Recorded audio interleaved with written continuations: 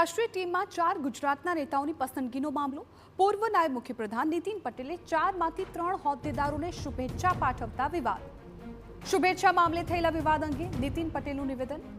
અમુક લોકો દ્વારા મારા નિવેદનનો ખોટો અર્થ કરાઈ રહ્યો છે। રોહન ગુપ્તા સાથે ઓળખાણ ન હોવાથી શુભેચ્છા ન પાઠવી તેવું નીતિન પટેલે કહ્યું। રાજકીય કે અંગત પરિચય ન હોવાથી શુભેચ્છા ન પાઠવ્યાનું નિવેદન તેમણે આપ્યું। આપણે ઓળખીતા લોકોને જ શુભેચ્છા પાઠવતા હોઈએ છીએ તેવું કહ્યું। અન્ય 3 સભ્યો મારા પરિચિત છે જેથી મેં તેમને શુભેચ્છા પાઠવી।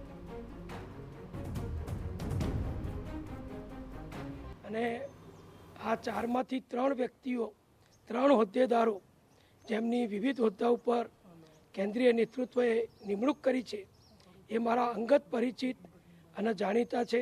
હવે જે પ્રશ્ન ઊભો કર્યો છે કેટલાક લોકોએ કે આ રોહન ગુપ્તાને કેમ તમે અભિનંદન ના આપ્યા, તો હું કહું કે રોહનભાઈ જોડે મારે આજ સુધી આ મિનિટ સુધી કોઈ વ્યક્તિગત પરિચય નથી।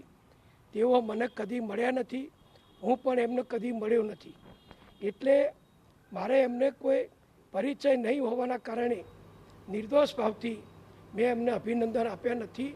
એની પાછળ બીજું કોઈ મોટું કારણ નથી। રોહન ગુપ્તાને શુભેચ્છાના વિવાદમાં કોંગ્રેસ પ્રવક્તાનો કટાક્ષ। પાર્થિવરાજ કઠવાડે રોહન ગુપ્તા પર ગદ્દારીના પ્રહાર કર્યા।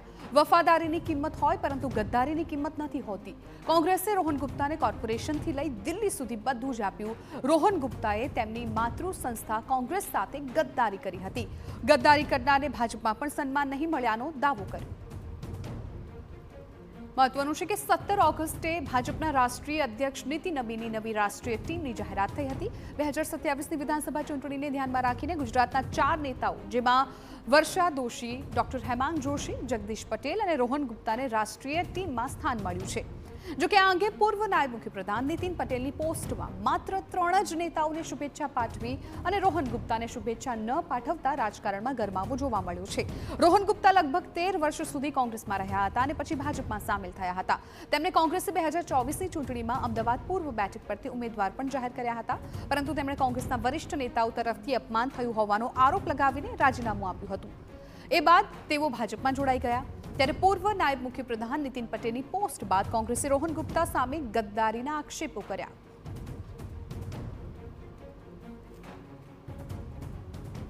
કે વફાદારીની કિંમત હોય, ગદ્દારીની કિંમત નથી હોતી।